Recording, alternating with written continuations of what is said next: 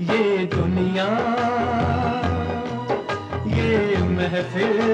ये महफिल मेरे काम की नहीं। इस गाने के बोल थे कैफी आजमी के, आवाज थी मोहम्मद रफ़ी की और इसे कंपोज किया था लेजेंडरी कंपोजर मदन मोहन ने। आज उन्हें गुजरे 48 साल हो चुके हैं। 14 जुलाई 1975 को जब मदन मोहन की शराब की लत से निधन हुआ तो उन्हें कंधा देने वालों में से राजेश खन्ना, अमिताभ बच्चन, राजेंद्र कुमार, धर्मेंद्र जैसे स्टार आगे आए। अपने कंपोजिशन में बने गानों से मदन ने कई सितारों को स्टार का दर्जा दिला दिया। उनकी कंपोजिशन में बने गाने लग जा गले, आपकी नजरों ने समझा प्यार के काबिल हमें, मेरा साया साथ होगा और तुम जो मिल गए हो तो ये लगता है, ये सदाबहार गाने आज भी लोगों की जुबां पर होते हैं। उन्होंने करीब 700 से ज्यादा गाने कंपोज किए। कहा जाता है कि गजल को फिल्मों में सही मुकाम दिलाने वाले मदन साहब ही हैं। यही कारण है कि लता जी भी उन्हें गजल का शहजादा मानती थी। मदन मोहन यूं तो पुरानी शख्सियत हैं, लेकिन कई जनरेशन को उनका हुनर दिखाने के लिए शाहरुख और प्रीति वीरजारा और उदाहरण दिया जाता है।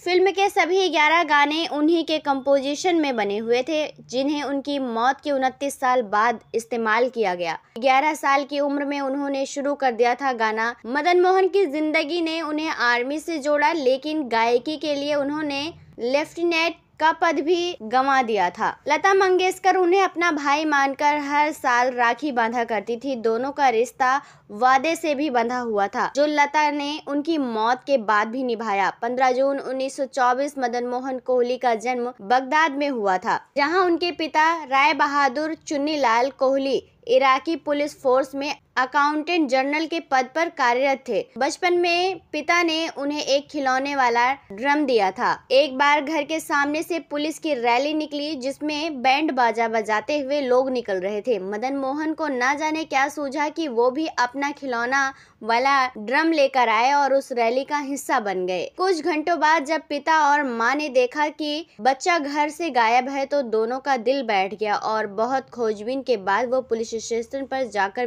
पाए। मदन मोहन के जन्म के 6 साल बाद पुलिस फोर्स उनके पिता पर हमेशा के लिए बगदाद में ही रहने का दबाव बनाने लगी, लेकिन गांव में आकर बस गया, जहां उनकी पुश्तैनी घर हुआ करता था। काम नहीं था तो पिता उनको दादी के पास छोड़कर बिजनेस की तलाश में जब मुंबई चले गए। काम मिलते ही पिता ने कुछ सालों बाद उन्हें भी पास बुला लिया। दाखिला मुंबई के सेंट मैरी स्कूल में करवाया गया। मदन मोहन को म्यूजिक में ऐसा लगाव था कि वो घर में रखी हर रिकॉर्डिंग को इतनी बार सुनते थे कि वो उन्हें रट जाती थी। पिता भी बच्चे के इस हुनर की नुमाइश करने के लिए अपने दोस्तों के सामने उसे गाने का नाम बताकर हर कोई उनके इस टैलेंट से दंग रह जाता था। हुनर की बदौलत कुछ समय बाद महज 11 साल की उम्र में ऑल इंडिया रेडियो के गाने का मौका मिला। जब पहली बार सुपरस्टार हीरोइन देविका रानी और उनके पति मुंबई में बॉम्बे टॉकीज की नींव रखी तो उनके पिता भी भागीदार थे। नामी बिजनेसमैन थे तो उनकी फिल्में हस्तियों से अच्छी बनने लगी थी।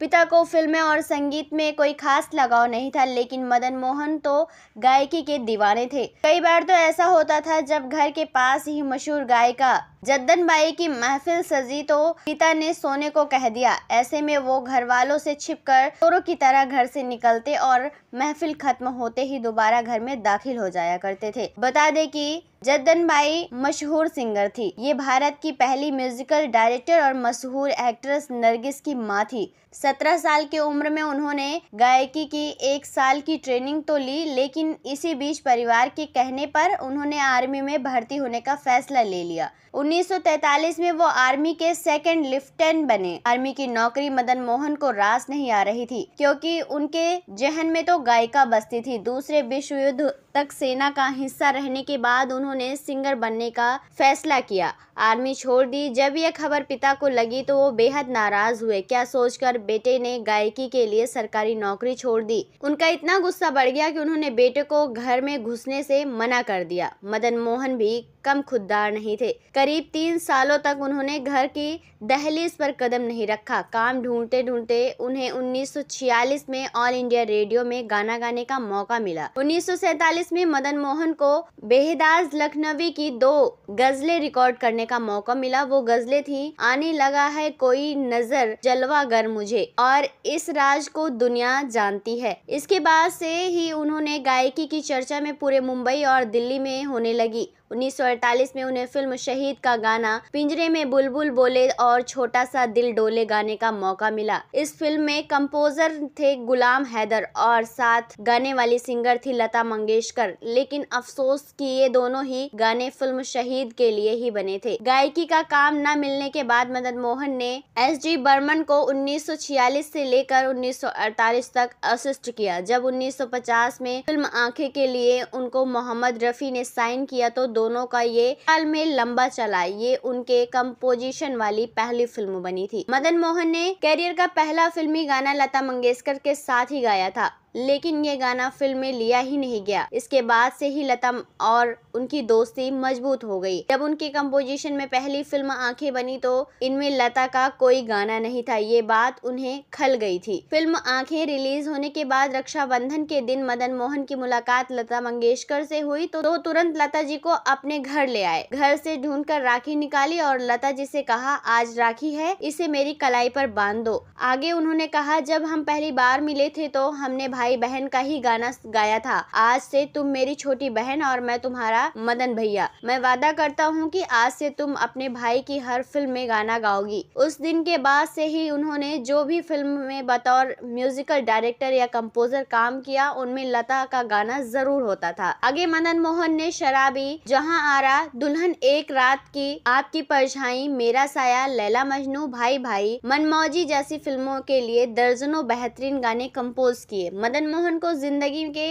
आखिरी पड़ाव में शराब की लत लग चुकी थी। एक समय ऐसा भी आया था जब अधिक शराब पीने की वजह से उनका लीवर सड़ने लगा और उससे 14 जुलाई 1975 को उनकी मौत हो गई। उनकी अंतिम यात्रा के लिए फिल्म इंडस्ट्री की तमाम हस्तियां शामिल हुई। वहीं राजेश खन्ना, धर्मेंद्र, अमिताभ बच्चन, राजेंद्र कुमार जैसे उन्हें कंधा भी दिया। मदन मोहन की मौत के बाद उनके बेटे संजीव कोहली को कमरे में बंद अलमारी में उनकी कुछ ट्यून मिली जो वो जीते जी कभी इस्तेमाल नहीं कर सके। वो ट्यून कुछ गजलों के रूप में बनाई हुई थी जिन्हें उनके बेटे ने रिवाइज कर यश चोपड़ा की 2004 में आई फिल्म वीर ज़ारा में दिया था। ऐसा यश चोपड़ा की विनती पर किया गया। जावेद अख्तर ने उन गानों के लिए लिरिक्स तैयार की और लेकिन जब सिंगर की बारी आई तो भला लता मंगेशकर वादा कैसे भूलती। लता ने अपने भाई के लिए वादा निभाते हुए अपनी आवाज दी। यश चोपड़ा भी इस बात के गवाह थे कि उन गानों की रिकॉर्डिंग के दौरान लता मंगेशकर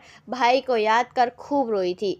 इस फिल्म के लिए मदन मोहन को बेस्ट म्यूजिकल डायरेक्टर के लिए आईफा अवार्ड भी दिया गया था। वेल दोस्तों, आपको मदन मोहन कैसे लगते हैं, उनके गाने आपको कैसे लगे हैं? आप अपनी राय हमें कमेंट बॉक्स में कमेंट करके जरूर बताएं। साथ ही तमाम ऐसी और अपडेट्स को पाने के लिए आप हमारे चैनल के साथ जुड़े रहें और इसे सब्सक्राइब करना ना भूलें।